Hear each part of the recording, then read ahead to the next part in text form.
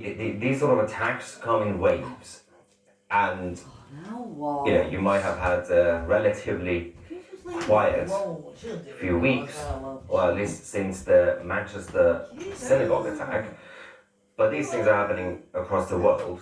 A lot of them actually go unreported when it's what they will call a smaller incident, because there have been a number of Jewish shops and supermarkets have been targeted literally since October the 7th around Europe. We've seen a number of big problems in France, in Germany, and we actually had a couple situation in North London. This was about a year ago, 2 years ago, and but the Metropolitan Police were not really able to keep everybody safe and protected, because they say they don't have the resources. They had to allocate the resources to send it to the police officers who are in the police station checking people's social media posts. So they didn't have enough officers to send to protect the local communities in North London. The Australian Prime Minister, the clown Anthony Albanese, has reacted again. Let's not forget, we did the live coverage earlier on from the Bondi Beach, and the first statement from the Prime Minister in Australia didn't even mention anything about anti-Semitism or Islam, or basically attack on Jews. Now he has released a new statement saying, he's basically thanking the international leaders, the world leaders. That's the priority right now for the Australian Prime Minister. He says, I thank the world leaders who have reached out, from President Trump, President Macron, Prime Minister Starmer. We thank you for your sympathy and your solidarity with our values. I believe Albanese's priority should be something else instead of thanking the world leaders. So as we are waiting, obviously, in terms of the situation in Amsterdam, as we speak, there is some more info coming in. We have to verify the situation in Berlin. It's just increased security right now in Berlin. But it's not, as we're hearing, it's not just about the Jewish community, it's also about Christmas. A lot of Christmas events and Christmas markets have had to bring in new extra security measures today. Equal access, Pakistan, Iran, Turkey, Qatar, backed by the UK. That doesn't really work. That is not them. They're not together. They're enemies. Some of them are friends, some of them are enemies. The Middle East is not straightforward like some people think. You also have Shias versus Sunnis. You got obviously Turkey versus the Islamic Republic of Iran. It's a bit of a messed up situation right now in the Middle East. And they're bringing it here. Why are we letting Pakistani Muslims into the Western countries? Look what they are doing in Europe, England, Australia. Jewish people have not done anything wrong. They just want to live in peace. One of the biggest problems is fucking world. Any country, especially when it comes to the Middle East or South Asia or North Africa, when you're not able to essentially cooperate with their government to vet people's backgrounds, it makes it difficult. Cool. So there will be a number of people who would say, well, technically speaking, they are also fleeing Pakistan, and there have been many people. We've also had a small minority of Christians in Pakistan who have had to flee. But the issue becomes that if we can't vet the Islamist backgrounds, we can't even vet the good guys' backgrounds, and it becomes completely problematic. And now also there's a conversation about how many more can a country like Britain, for example, take in, or even the Netherlands. Where is the line? So I can't take no more. That's just an ongoing political debate. I think at this point, countries like the UK, for example, a small country, have taken enough political refugees and asylum seekers. Even those who we've taken far too many, mate, more than enough, and we should just stop and get rid now. The whole system, the whole migration system, so you can't just take any more in. And but King Charles will be happy to do more. Helping those who are already getting he's happy to help Islam. You have bigger problems right now on your hands. You have never to helps England, but he's helped Islam. You have to focus on King Charles will help Islam, but he won't mass help deportations. Yeah. You can't just allow foreign criminals to come in and bring in more illegal immigrants. And you at the same time say, well, let's just create a system that is bringing in more legal migrants. Well, no, it's no longer about illegal immigrants. It's also about the problem of legal migration. Now, legal, illegal, all of it together is a problem. Okay, let's see. You just can't let them in Take at over. this point. You can't. There has to be, again, it's also about how much more responsibility are you going to put on countries like the Netherlands or the UK. Yeah. Or even France, for that matter. If I was to defend the French. So, people have done enough.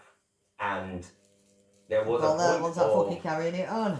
All these international treaties Brussels, since fucking the Second France and World War, England, with the Germany. New World Order, that was the whole point of that, was for those who are in conflict zones, war zones, and chaos, for some sort of world and order, they that need to didn't get work, out and get temporary refuge.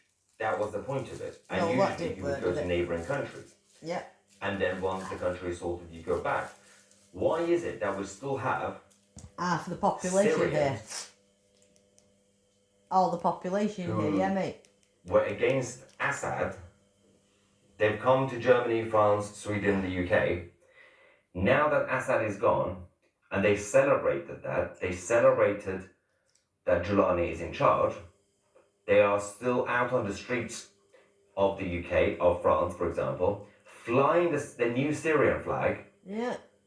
So you can't even tell me, these guys came ages ago and they're now integrated, they're basically French or British, even if they're not ethnically, but their behaviour is, because they're still walking around with flying the Syrian flag. Their priority is still Syria, but they haven't gone back. What is up with that? Whereas we had a situation where different cultures, for example, you have right now millions of Venezuelans around the world, especially in countries like Spain. You have millions of Iranians around the world. For centuries, you've had a lot of Jews around the world. All three of these the categories that I mentioned, they always wanted to go back. You already have millions of Venezuelans saying the moment Maduro goes and the country becomes free again, they want to go back. There will be a huge wave of migration from around the world into Venezuela. Same with the Iranians. They've all said, the majority of the Iranians who are political refugees have already said, we are all guests, including, for example, our good friend Nia Korbani, the CCTV reporter, who literally calls himself the guest of the UK. He still respects the UK. He actually fights for freedoms in the UK, but he sees himself as a guest. He wants to go back to Iran. And they're all going to go back to Iran. Now, obviously there will be exceptions. There will be some who basically have now a lot of families and they still will go back and forth. But Hebrews had the same journey for centuries and centuries. They simply wanted to go back to their land. And they did. And now people don't like that they went to their land.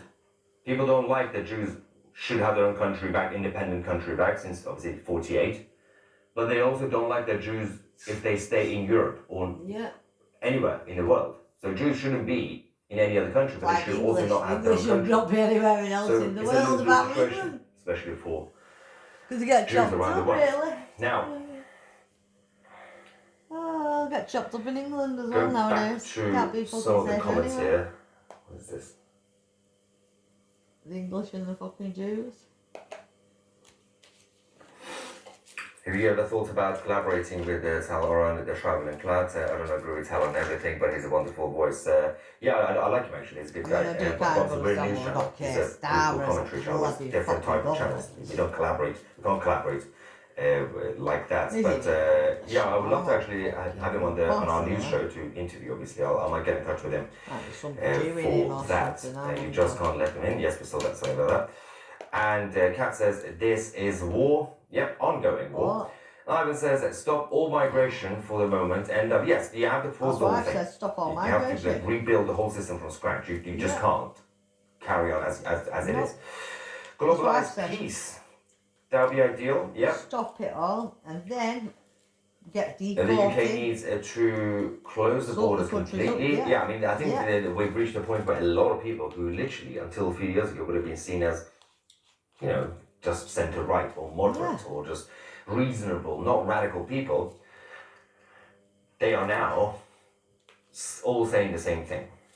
Like they have it's time to go radical. Doesn't necessarily mean you should come with hate we need to get some or anger France. This is simply for self-defense of your land, of your people. Self-defense. What I've said, we're allowed to And it's defend just yourself. basic. We The are allowed conversation to is about basic self-defend when resources, your enemy natural attacks resources. you. We don't The have enemy is space. attacking us, so now we need to Especially in defend a country ourselves, like what I the said UK. before. The Netherlands have different problems as well. There's massive cultural clashes. Yeah, but we're all having it. The Everywhere, European side will have to have their own created it. conversations because they're all slaves to the European Union. Yeah. But the UK isn't. Yeah. Huge problem with Quran and a tree and Jews. But we are. Oh, We so yeah, I know are, what we you're trying are, to say mate. there. We are slaves of the I think Tommy Robinson trade posted union that because we're again earlier fucking today. well, The they're quote lying. from We're gonna come out of it. Momo's ideology from the 7th Like century. stabbers up their ass. The two shooters, I'm asking. Trying to I get think us there's back some to more update fucking coming from Sydney again Brussels. in regards to Like I've already said, the bombs Brussels that they have can now found, fuck the explosive off. devices. I'll just double check with that. What's going on? I'm Also, don't fucked, forget, France. I know things are doom and gloomy right now, especially if you're a Jew. You thought that you're going to focus on Hanukkah, but you can't. But we are going to be the silver lining, I guess. I don't know. I'm some not good as news. bad with We are going to be Germany. releasing our 2CTV Plus Israel documentary in the next few days called October the 7th, Beyond Survival. And that will be exclusively on 2CTV Plus, which you can access it on 2C.tv, the website, or download the 2CTV app. If you join 2CTV Plus today, if you use the promo code XMAS50, you get 50% off annual memberships. So they just go on directly on 2C.tv or find the link in the description under the video. You can only use the promo code on the website, not the app. So join on the website and then use the login details on the app. Because if you join on the website on the app, it goes through app stores. Bye, mate. Thank you. Sorry. I keep Holy macadamia nut nation, you're not going to believe what President Trump just announced today. And it has to do with a certain rigging of something. I don't want this video to get deleted or taken down. A certain rigging of something that happened in 2020. You know what I mean? I know what I mean. By the way, just out of curiosity, just in case, because they might take this video down. Let me know that you're here. Just type here in the comments down below. Please let me know. Tap that thumbs up. Share this with everybody. This is going to be huge. But first, Ukraine. Oh my gosh. This morning has been rife with desperation, destitution, and tragedy. One of the most calamitous, ruinous, unbelievably evil acts was conducted today in Sydney, Australia, that left 16 people no longer with us, including Rabbi Eli Schlanger, who was a Holocaust survivor, Alex Kleitman, and a 10-year-old girl. Victims are now being reported to be aged between 10 and 87 and over 38 hospitalized. This is again Bondi Beach in Sydney, Australia, on the very first day of Hanukkah. Happy Hanukkah to everybody. This is the most tragic thing ever. I can't even share with you the real kind of gory videos. You should check out my X account. Everybody follow me on X, or Twitter. I posted a bunch of videos that are just horrific. If you're interested in seeing those, I can't share them here because that for sure would get the video taken down, and our mission is too darn important. Apparently, New South Wales police have stopped the father-son duo. It was a father and son duo who carried out this horrific act. A 50-year-old father, while his 24-year-old son remains in critical condition. So the father was terminally taken care of. They recovered 6 licensed firearms and, get this, explosive devices as well. Fruit shop owner Ahmed Ahmed, a 43-year-old father of 2, wrestled the weapon away from one attacker despite being shot. He's earning praise now as a hero from leaders, including Premier Chris Minns and Prime Minister Anthony Albanese. I just want to share this quick chart that I think